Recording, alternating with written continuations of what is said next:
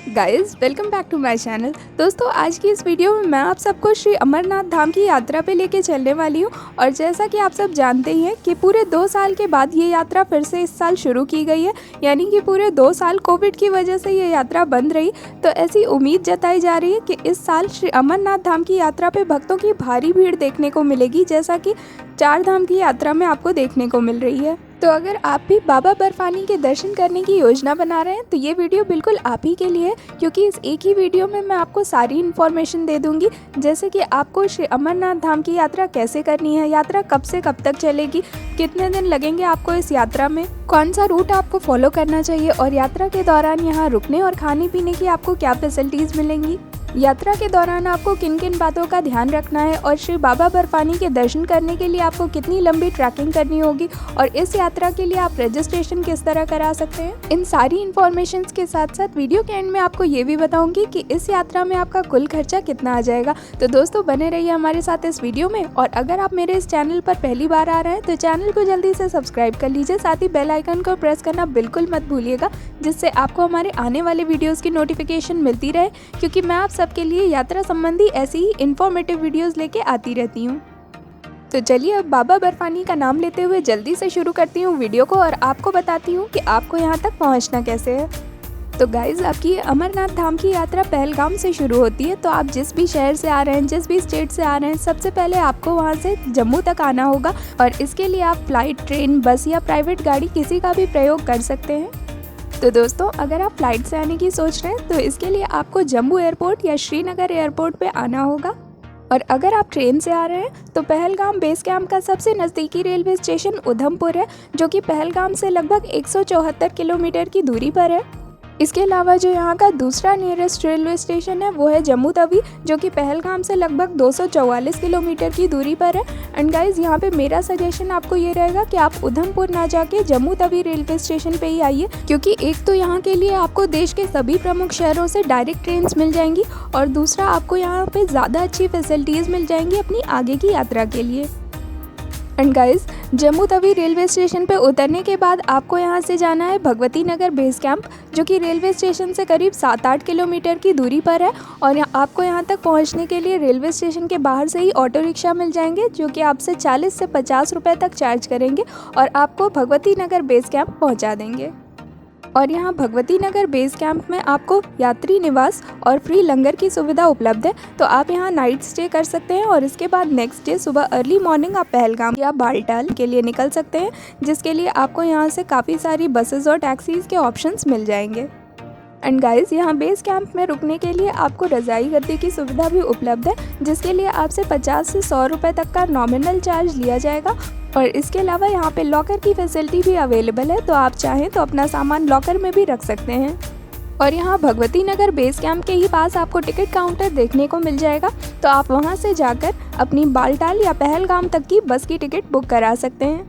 And guys यहाँ पे पहलगाम और बालटाल जो 2 नाम मैंने लिए, ये वो जगह हैं जहाँ से आपकी अमरनाथ धाम की पैदल यात्रा शुरू होती है। लेकिन आपको इन दोनों में कंफ्यूज होने की बिल्कुल भी ज़रूरत नहीं है कि आपको अपनी यात्रा कहाँ से शुरू करनी चाहिए, क्योंकि इस वीडियो में मैं दोनों ही रास्तों के बारे में डिटेल में आपको बताऊँगी।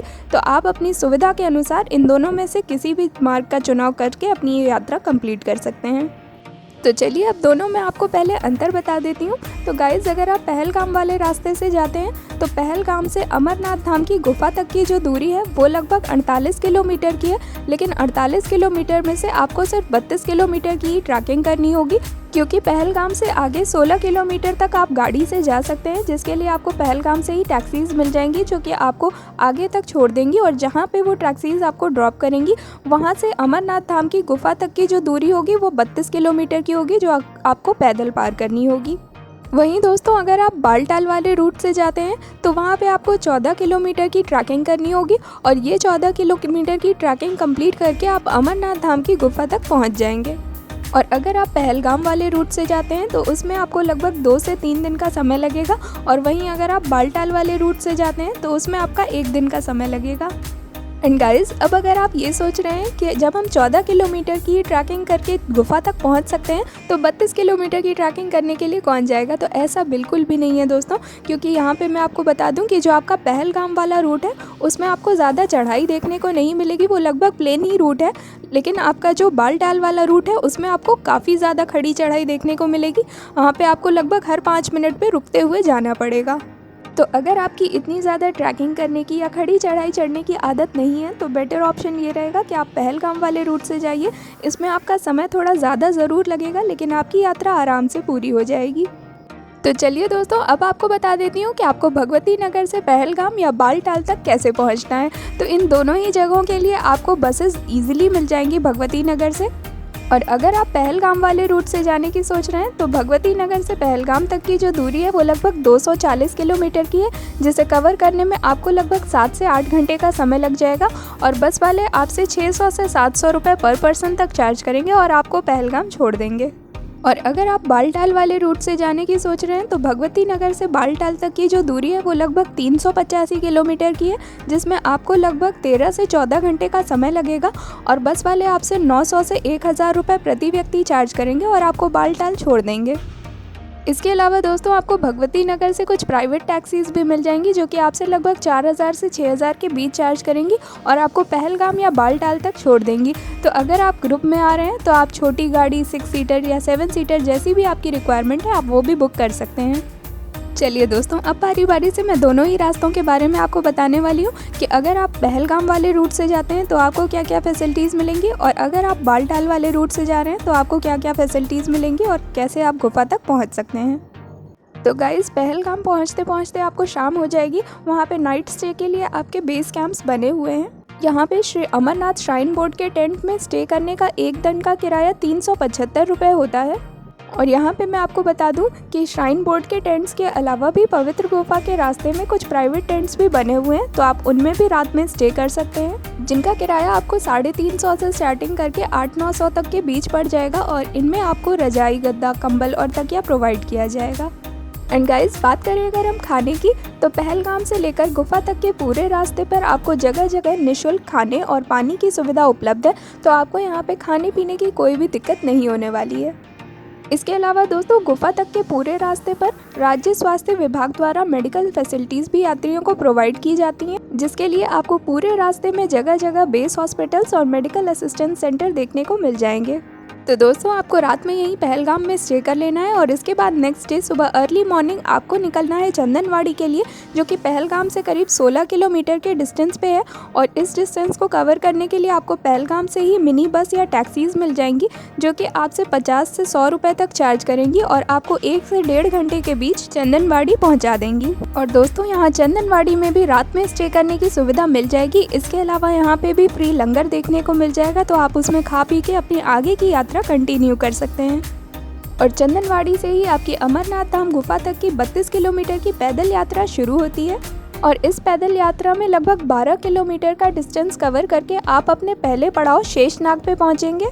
और शेषनाग पहुंचने के बाद उस दिन आपको यहीं पे नाइट स्टे कर लेना है, जिसके लिए आपको यहाँ पे काफ़ी सारे टेंट्स देखने को मिल जाएंगे। इसके अलावा यहाँ पे फ्री लंगर सर्विस भी है, तो आप उसमें जाकर खाना पीना भी खा सकते हैं।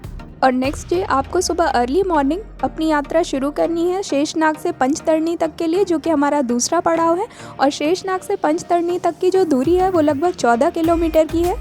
और यहाँ पंचतरणी में भी रात में रुकने और खाने पीने की सुविधा उपलब्ध है, तो आप चाहें तो उस दिन रात में यहीं पे स्टे भी कर सकते हैं और नेक्स्ट डे अपनी यात्रा कंप्लीट कर सकते हैं। या फिर आप अगर चाहें तो खाने पीने के बाद अपनी आगे की यात्रा कंटिन्यू कर सकते हैं। और पंचतरणी से गुफा तक की जो दूरी है वो लगभग 6 किलोमीटर की है, तो अगर आप सेम डे अपनी यात्रा कंटिन्यू करते हैं तो आप रात में ही गुफा तक पहुँच जाएंगे। एंड गाइस, दर्शन करने के लिए आपको यहाँ लाइन में लगना होगा और आप कितनी देर में दर्शन कर लेंगे ये इस बात पे निर्भर करेगा कि वहाँ पे भीड़ कितनी है। और अब बात करें अगर हम बालटाल वाले रूट की, तो वहाँ पे कठिन और खड़ी चढ़ाई होने की वजह से वहाँ पे ट्रैकिंग करना बहुत ही मुश्किल होता है, लेकिन फिर भी वो रूट छोटा होने की वजह से बहुत से लोग वहीं से जाना प्रेफर करते हैं। यहाँ पे आपको सिर्फ 14 किलोमीटर की ट्रैकिंग करनी होगी और बहुत से लोग इस ट्रैकिंग को एक ही दिन में कंप्लीट कर लेते हैं। लेकिन गाइस, यहाँ पे मेरा सजेशन आपको ये रहेगा कि आप पहलगाम वाले रूट से जाइए और वापसी में लौटते समय आप बालटाल वाले रूट से आइए। इससे आपको चढ़ाई नहीं चढ़नी पड़ेगी, वापसी में आप आराम से यहाँ से उतर सकते सकते हैं और ये रूट आपको छोटा भी पड़ेगा। एंड गाइस, अब बात कर लेते हैं कि अगर आप चलने फिरने में असमर्थ हैं या फिर आपके साथ बूढ़े बुजुर्ग भी यात्रा कर रहे हैं जो कि इतना ज़्यादा चल फिर नहीं सकते हैं, तो उसके लिए यहाँ पे घोड़े खच्चर और पालकी की सुविधा भी उपलब्ध है। हालांकि दोनों ही रूट्स पे इनके अलग अलग रेट्स हैं। और बात करें अगर हम पहलगाम वाले रूट की, तो चंदनवाड़ी से अगर आप गुफा तक घोड़े से जाते हैं तो उसकी कॉस्ट आपको 7 से 8 हज़ार रुपये प्रति व्यक्ति तक पड़ जाएगी। वहीं अगर आप पालकी प्रेफर करते हैं तो उसकी कॉस्ट आपको 25 से 30 हज़ार रुपये प्रति व्यक्ति तक पड़ जाएगी। और अगर आप बालटाल वाले रूट से जा रहे हैं तो वहाँ पे आपको घोड़े के लिए 4 से 5 हज़ार रुपये प्रति व्यक्ति पे करना पड़ेगा। और अगर आप पालकी की सुविधा लेते हैं तो उसके लिए आपको 10 से 12 हज़ार रुपये प्रति व्यक्ति पे करना पड़ेगा। और इसके अलावा दोस्तों, यहाँ जो तीसरा ऑप्शन अवेलेबल है वो है श्री अमरनाथ धाम श्राइन बोर्ड द्वारा चलाई जाने वाली हेलीकॉप्टर सुविधा, जिसके लिए आपको पहले से बुकिंग करानी होगी और आप अपनी स्क्रीन पे दी गई श्राइन बोर्ड की इस ऑफिशियल वेबसाइट पे जाकर अपनी बुकिंग करा सकते हैं। और आपकी सुविधा के लिए इस वेबसाइट का लिंक मैंने नीचे डिस्क्रिप्शन बॉक्स में भी दे दिया है। और बात करें अगर हम हेलीकॉप्टर सर्विस के कॉस्ट की, तो पहलगाम वाले रूट से आपको लगभग 7 हज़ार रुपये प्रति व्यक्ति तक का खर्चा आ जाएगा। वहीं अगर आप बालटाल वाले रूट से जाते हैं तो उस केस में आपको 4 हज़ार रुपये प्रति व्यक्ति तक का खर्चा आ जाएगा। एंड गाइस, अब बात कर लेते हैं कि अमरनाथ धाम की यात्रा करने के लिए आप रजिस्ट्रेशन कैसे कर सकते हैं। तो दोस्तों, यात्रा पर्ची बनवाने के लिए आपको 2 फॉर्म्स भरने होंगे, जिनमें से पहला है CSC फॉर्म यानी कि कंपलसरी हेल्थ सर्टिफिकेट, जिसे आपको ऑथराइज्ड डॉक्टर्स और इंस्टीट्यूशन से ही बनवाना होगा। और ये ऑथराइज्ड डॉक्टर्स और इंस्टीट्यूशंस अमरनाथ श्राइन बोर्ड द्वारा ही लिस्टेड किए गए हैं। तो आप श्राइन बोर्ड की ऑफिशियल वेबसाइट पे जाकर अपने नियरेस्ट ऑथराइज्ड डॉक्टर और इंस्टीट्यूशंस को देख सकते हैं और आपको इन्हीं से अपना हेल्थ सर्टिफिकेट बनवाना है। अगर आप किसी अनऑथराइज्ड डॉक्टर या इंस्टीट्यूशन से अपना हेल्थ सर्टिफिकेट बनवाते हैं तो आपको यात्रा करने की परमिशन नहीं मिलेगी। एंड गाइस, जो आपको दूसरा फॉर्म फिल करना है वो है रजिस्ट्रेशन फॉर्म, जिसे आप श्राइन बोर्ड की वेबसाइट से डाउनलोड कर सकते हैं। और इस रजिस्ट्रेशन फॉर्म को फिल करने के बाद आपको Punjab national bank, JK bank या फिर येस बैंक की कुछ सेलेक्टेड ब्रांचेस में जाकर इन्हें डिपॉजिट करना होगा। आपको इसमें रजिस्ट्रेशन फॉर्म, CSC सर्टिफिकेट के साथ साथ अपनी 4 पासपोर्ट साइज़ फ़ोटोग्राफ्स भी डिपॉजिट करनी होंगी। और ये सारी चीज़ें डिपॉजिट करने के बाद आपको बैंक में 120 रुपये जमा करने होंगे, जिसके बाद आपको यात्रा टोकन दे दिया जाएगा। एंड गाइस, अब आ जाता है सबसे बड़ा सवाल कि आप अमरनाथ धाम की यात्रा कब कर सकते हैं। तो इस साल यानी कि 2022 में ये यात्रा 30 जून से 11 अगस्त तक चलेगी। तो आप इस दौरान बाबा बर्फानी के दर्शन कर सकते हैं। और बात करें अगर हम बजट की, तो अमरनाथ धाम की यात्रा करने में आपको ऑन एन एवरेज 2500 रुपये प्रति व्यक्ति तक का खर्चा आ जाएगा। और इस बजट में मैंने आप जिस भी शहर से आ रहे हैं वहाँ से जम्मू तक आने का आपका फ़्लाइट, ट्रेन या बस के टिकट का किराया इंक्लूड नहीं किया है, वो आप अपने अकॉर्डिंग इसमें ऐड कर सकते हैं। और इसके अलावा अगर आप यहाँ पे किसी भी तरह की घोड़े, खच्चर, पालकी या हेलीकॉप्टर की सुविधा लेते हैं तो उसका भी खर्च इसमें आपको अलग से ऐड करना होगा।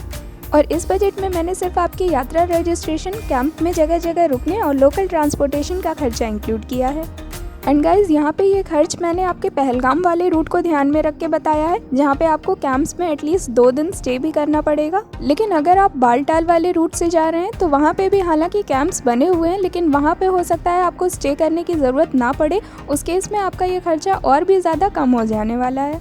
तो दोस्तों, ये तो थी अमरनाथ धाम यात्रा की पूरी जानकारी। उम्मीद करती हूँ आपको वीडियो पसंद आई होगी। वीडियो अच्छी लगी है तो वीडियो को लाइक कर दीजिए। साथ ही कमेंट बॉक्स में जय बाबा बर्फानी लिखना बिल्कुल मत भूलिएगा।